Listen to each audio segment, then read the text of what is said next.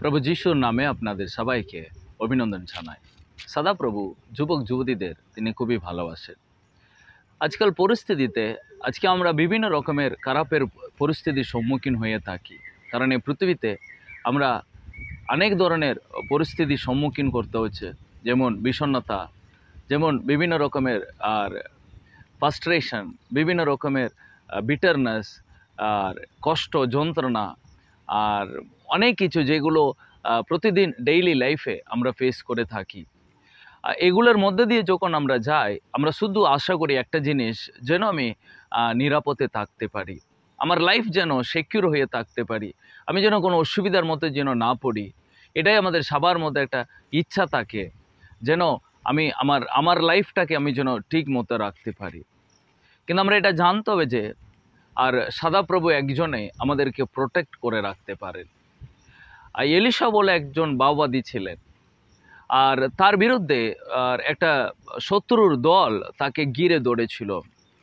আর আমরা দ্বিতীয় রাজাবলী অধ্যায় 6 আমরা দেখতে পারি, সেখানে সিরিয়ার সৈন্য দল আর এলিশাকে গ্রেপ্তার করার জন্য, মেরে ফেলার জন্য তাকে ঘিরে ধরেছিল। কিন্তু এলিশা জানেন প্রভু আমাকে সর্বদাই রক্ষা করেন, প্রভু আমাকে তার সৈন্য দল দিয়ে আমাদেরকে ঘিরে রাখেন। এলিশার একটা দাস ছিলেন, তিনি এলিশাকে বললেন, প্রভু মনে হয় শত্রু আমাদেরকে ঘিরে ধরেছে।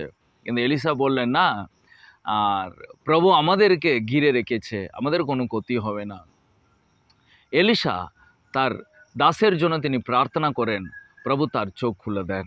এখানে লেখা আছে অধ্যায় 6, সেখানে 16 এবং 17 পথে লেখা আছে, তারপর তিনি প্রার্থনা করলেন, হে প্রভু পরমেশ্বর, দয়া করে এর চোখ খুলে দাও, যেন এ দেখতে পায়। পরমেশ্বর তার প্রার্থনার উত্তর দিলেন। সে দেখল এলিসার চারিদিকে পাহাড়গুলো আগুনের রথ আর অশ্বে পরিপূর্ণ হয়ে রয়েছে।